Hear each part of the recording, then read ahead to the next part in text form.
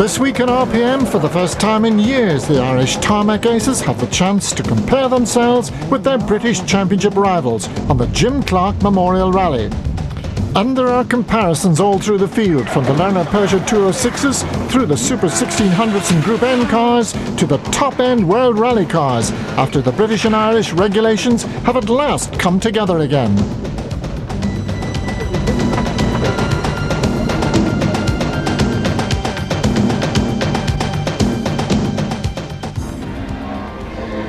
It used to happen frequently on the Ulster, Manx and Circuit of Ireland rallies, where the best of the Irish met the best from England and further afield.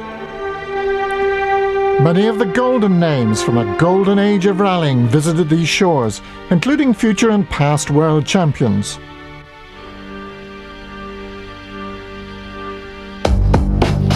But our current tarmac kings like 5 times champion Austin McHale and the currently unbeatable Andrew Nesbitt, and indeed the man who comes closest to the Armagh ace, Derek McGarrity, have had few opportunities to compare themselves with the outside rallying world. Eamon Boland has competed successfully in the Belgium and European Championships, but now over the next 3 rounds of the Toshiba Computers Irish Tarmac Championship, starting in Scotland, the already impressive lineup of Celtic-owned machinery is boosted by the runners in the Pirelli series. A change in legislation in Scotland has enabled the Berwick District and Border Accost car clubs to close the public roads and come into line with Ireland and the Isle of Man, so it seemed a logical expansion to include the Irish Championship in their plans. We're sailing into new territory for the Toshiba Tarmac Championship, as for the first time in its 20-year history, the Irish Series has come to Scottish shores. A tarmac rally is a relatively new event for this part of the world, and it's certainly new territory for our boys. So it's neutral ground for the Irish and British contenders. Who will be the Braveheart? The manufacturer endorsed 1600 dinkies like the MGZR driven by Gwyndaf Evans, with Chris Patterson on the notes, lead the field away from Edinburgh's Ocean Terminal. Peugeot are represented by Justin Dale and Rory Galligan.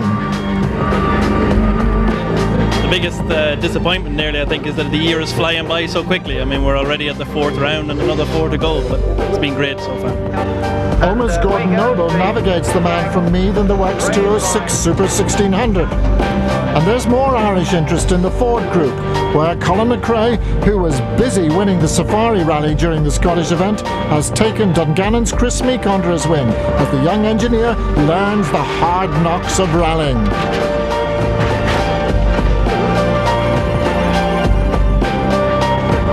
To win our last event, and it's all coming good now. You know, although we're starting over again now in tarmac. I haven't done much tarmac rallying before, but I'm not letting that bother me. I'm just going out for the experience on this event. Chris Meek in the Colin McRae Puma at number 4, and Billy Coleman scholarship winners Stuart Darcy at number 8 in the Stan Harper prepared car. But these wee Pumas are supercars, and it must be some crack between the lot of you. Oh, there will be, yeah. It'll suit me more today because as where I'm born and bred on is tarmac, so everything else is just a learning curve as far as the forestry went. So plan to attack today, hopefully, if everything goes well. Austin McHale and Brian Murphy are the top world rally cars seeds in the Toyota Ireland Corolla.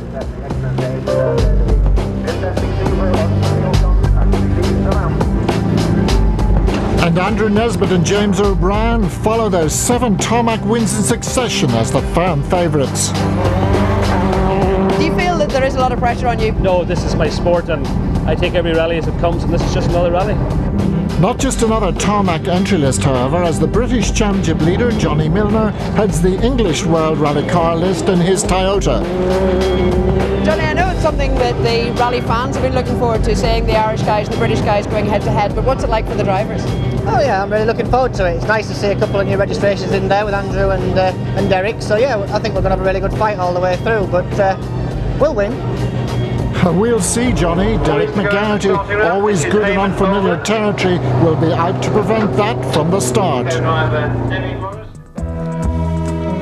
There's a long run south to the borders where the action will take place over the next 2 days. This is rally-friendly country, as remarkably Duns, the epicentre of activity, has housed the World Ladies Rally Champion Louise Aiken-Walker, who runs a garage business with her husband in the town.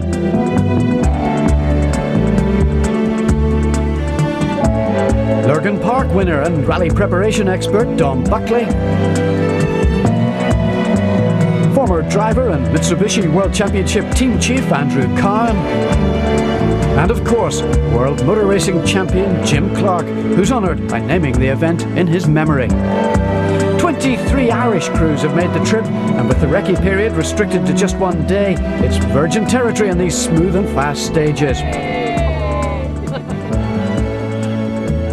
Gwyndaff leads the parade, and the Super 1600s through the short Langton test on the outskirts of Duns, which will be tackled no less than 6 times. It's short, but it's tricky, as Justin Dale demonstrates. Rory Gallagher, the 2000 Billy Coleman Scholarship winner and 2001 Peugeot 106 champion, is fractionally slower than his teammate over the opening stages, as both Peugeot drivers acclimatise themselves to the new suspension setup. Chris Meek, however, is in bigger bother as he splashes to a halt just yards from the start. In his panic to switch on the wipers, he doesn't realise he's knocked off the ignition switch. 25 precious seconds are washed away virtually before the event has started. But at least Chris got going again. Unfortunately, Stuart Darcy and Claire Mole bow out on the very first bend, just 200 yards from the start line. We come down into just before the ford, there's a bridge just, it's 5 left. I know it, it's not that I know the stage, but I know it from wrecking it. I didn't even need notes for it. I felt that it broke early, but Claire seemed to just kept going on as if she was on ice, but it was bone dry, so no excuses. No excuses required from Austin McHale, who clears the Langton test in 5th place overall. But this is a high-risk afternoon, as no chase cars are allowed, and the sudden downpours are playing havoc with tyre choice. Virtually the entire field are caught out on slicks on stage 4, the saturated 13-mile Abbey St Bathans test. The start of the stage was very slippy, and the tyres just wouldn't work, so I backed off. There's no point, just put the car in the hedge. Andrew plays himself in gently on Langton 1. He passes Darcy's stranded car as he heads down to the ford on stage 2.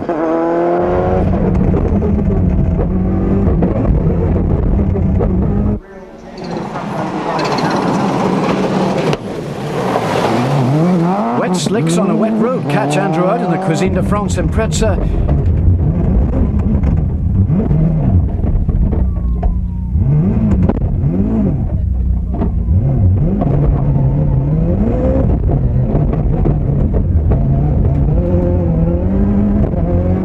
But stage 3 is a different matter. It's fast and dry, and the Armagh driver is the only one to get under the 6-minute bracket for the 6.5-mile test. But he's caught out badly on the wet 4th stage and is back in 4th place at the first service. Johnny Milner leads through the Langton tests, and he's fastest on that 4th Frightener, but not fastest overall in their return to Duns. That honour goes to Derek McGarrity and Dermot O'Gorman. Dermot is substituting for Derek's normal navigator Chris Patterson, who has a priority booking in the Works MG team. After 4 tests, the pair are over a second in the lead. As you would know, I've been here before, but I would just like to be here tomorrow evening. Eamon Boland is the only top runner to have 2 intermediates for that wet stage, and he's 3rd after 4 tests. But Pater Herson will be the main casualty in the changing conditions. The DNS Rosalika, driven by the talented Warren Point driver, which has promised so much this year and which won the event in 2000, slips off the road on stage 4. And we can see the spot from inside Barry Johnson's car. It was very slippy, we were fairly well committed. Sort of ran out of road really, around a medium left and went off.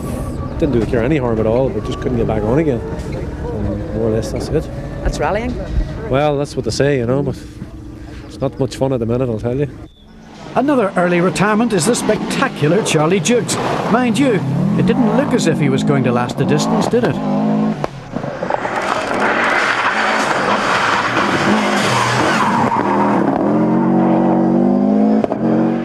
As others fall, Tim McNulty prospers, and by Duns, he and Anthony Nestor are in the top 10. But the early Irish sensation is Robert Woodside. He's second after 2 stages, but like so many others, he drops time on that 4th test. But when it comes to the high jump at Langton, Maurice Gass takes the prize, as we can see again from the reverse angle. And Andrew isn't the only one to get caught out after the ford. Barry Johnson performs an identical pirouette.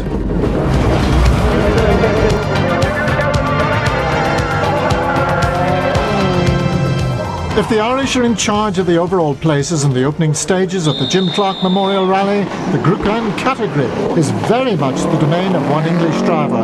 Well, Isle of Man to be more precise. David Higgins shows everyone the way through the ford. Alistair Gindley is second in the showroom category, but the Yorkshire driver will slip to 3rd. Promoting Seamus Leonard to the leading Toshiba Championship Group N contender, with our onboard Group N man, Roy White, next up on the FESP Mitsubishi Evo 6.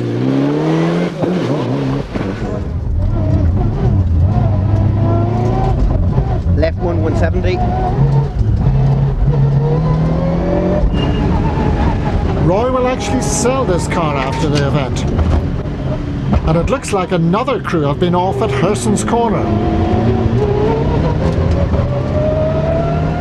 James Foley has moved from Honda to Mitsubishi this season and lies in 5th place as his 4-wheel drive education continues. The Porsche Tour 6 Series leader shows just how hard these rally rookies go. Marco Rabanen is the early leader, with Irishmen Sean Gallagher and Gary Jennings closing in. And boy do these young bloods race.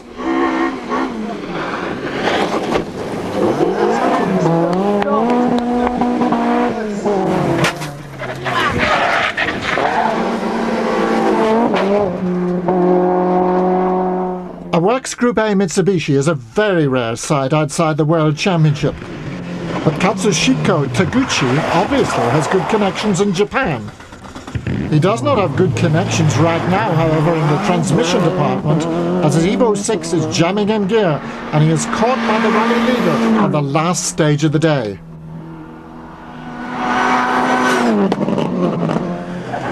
Johnny Milner now trails the Belfast driver by over 13 seconds, with Eamon Boland a further 18 seconds behind in 3rd place. Can Andrew Nesbitt be finally beaten in a Tarmac Toshiba round? It's too early to tell, but he is a minute down on McGarrity. And there are bad sounds coming from the drive shaft, which seems to be a weak point on the ProDrive customer car.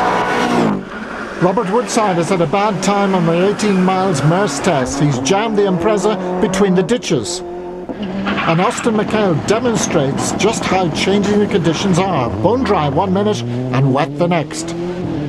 Tim McNulty is up to 7th by the end of day 1 in the Pierce Subaru.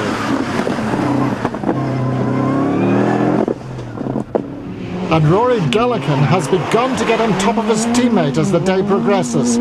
And the Oldcastle driver is certainly trying.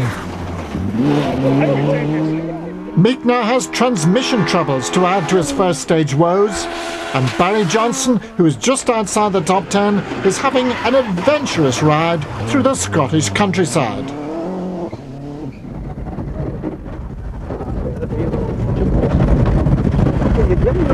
Fortunately, the Berwick farmers are totally in favour of the event.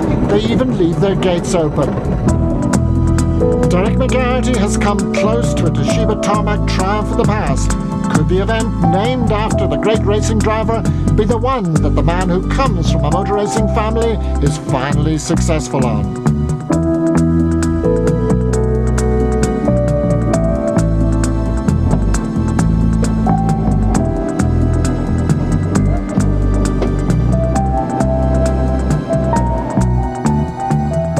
Appropriate that the rally that's named after one of the country's greatest drivers of all time should pass on the 2nd day within earshot of the final resting place of Jim Clark. The twice Formula One world champion was seldom seen on the rally stages, with the notable exception being the RAC rally when he absolutely flew in the Lotus Cortina, much to the embarrassment of the stage stars of the day. Yes, the year that Jimmy rocked the rally establishment was 1966, when, while he lasted, he posted a number of fastest stage times and was as high as 6th overall amongst the forestry experts of the day. Jim Clark contested 72 Grand Prix, all with Lotus, and the close relationship he had with the Norfolk firm's designer and managing director was unique in motor racing. He won 25 Grand Prix, the World Championship twice, took 33 pole positions and had 27 fastest laps. He was also sensational in sports cars and saloons. He was the European who conquered Indianapolis in 1965. The Jim Clark Room in Dunn's Town Centre commemorates the achievements of the town's first alderman. Tom Buckley is up early to see how his charge Eamon Boland is progressing as the 60 remaining crews set out on the 14 remaining stages. But almost immediately there's a big blow for the Irish.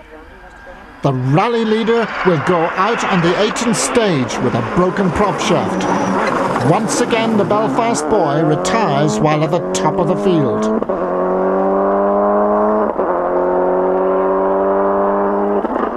But it's not all plain sailing for Milner. The Yorkshire lad has been in the ditch on stage 9, and Eamon Boland catches the Corolla and significantly reduces the gap from first to second from 22 seconds to 5. The damage is apparent in the Dynamics Toyota, but Johnny still has the lead. There is no time for complacency, however, as the new third-place man is currently the fastest on the stages. Enjoy a run on the roof as Andrew takes the top times on stages 9, 11 and 12.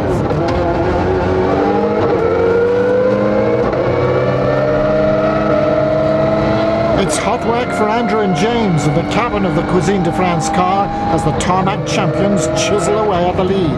And by their second visit to Duns, they will be in the lead. Woodside is 4th. And Austin, who was complaining about a down-on-power motor, seems to have restored some of the steam in his WRC Corolla. But Gallagher has been in big bother on the Blackadder stage. Yes, Blackadder, I jest not. Just 2 or 3 miles back, we went through a metal fence and didn't want to go back through the metal railings because didn't think it'd go back over, so we went through a wooden gate which was about a 6-foot drop into a ditch to the far side. Baldrick Gordon Noble has a cunning plan, and amazingly the crew down Pug will survive. After a terrible start, Chris Meek is now starting to make real progress and ending up in the Super 1600 leaderboard. There's no stopping David Higgins in Group N by stage 13, he's in 8th overall.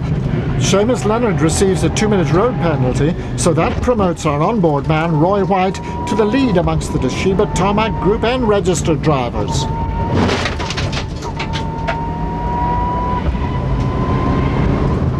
David Taylor is trying to beat the Express back to Duns. And James Foley is very much in the Tarmac Group N points, 3rd fastest amongst the Irish. And it's the Irish out front amongst the 206 Super Cup runners. Gary Jennings and Paul Nagel are engaged in an almighty battle for the lead with Sean Gallagher and Richard Pashley. Jennings set 6 fastest times during the day to ease ahead of the Donegal driver. Other Irish Super Cup interest includes Austin's youngest son Gareth McHale and ex-Formula Ford champion Alan Ring. As Galligan passes, we see that Patrick Richards' trip from Canada was less productive on this occasion, as was Ben Roper's from Sowerby Bridge.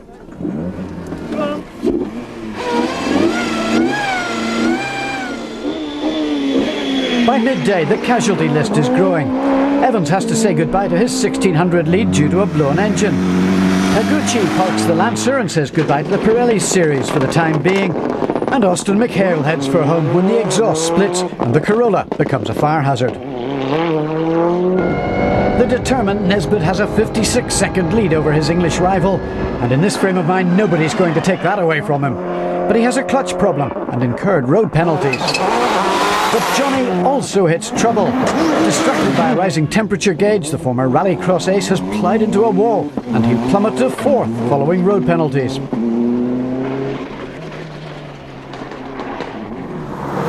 Boland moves moves temporarily back to second. But can you believe it? He shears a wheel on a road section and is now playing catch-up to James Foley on the next stage. After 4 fastest times in succession, it's no wonder Andrew's been labelled the Schumacher of Irish rallying. And the analogy can't be too far off the mark, as Andrew not only has the skill to dominate his rivals, but also the luck to overcome those drive shaft and clutch problems. And there's plenty of home successes among the classes. Owen Spears and Sheila Thompson win Class 5 in the Suzuki. Aisling Doris and Wendy Blackledge take the Louise Aiken Walker Award as the top ladies. Vincent Frontenac made his trip from the States worthwhile to take Class 2. And ITV's Tony Jardine is the Class 3 winner. Gary Jennings fends off Gallagher by 6 seconds to make it an Irish 1-2 in the Peugeot 206. Galligan survives to finish in the 1600s. Chris Meek's perseverance pays off when he comes home second amongst the Super 1600s. Seamus Leonard has to settle for 6th and 3rd amongst the Toshiba runners in Group N. James Foley and Fulton Grant have been up to a bit of chicanery on their way to 4th in Group N.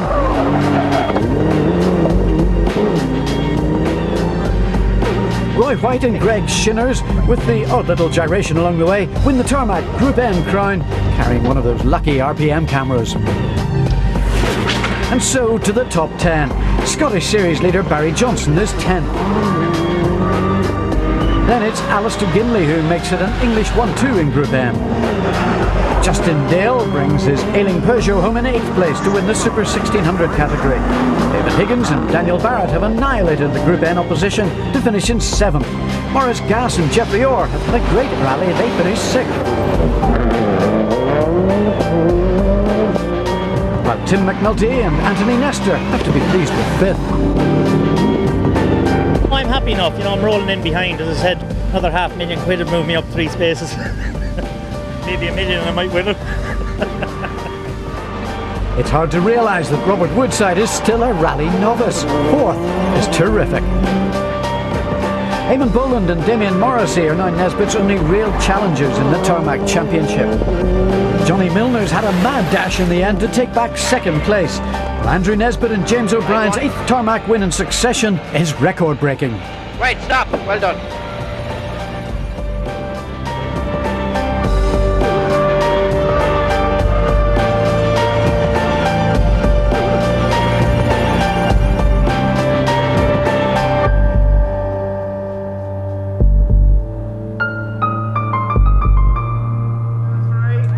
Andrew Nesbitt's 8th win in succession, and possibly his greatest. We've had an opportunity. Well, it wasn't a case of Rule Britannia, but it was a tremendous battle between the Irish champion and the British contender. The championships come together again in the Manx and the Ulster.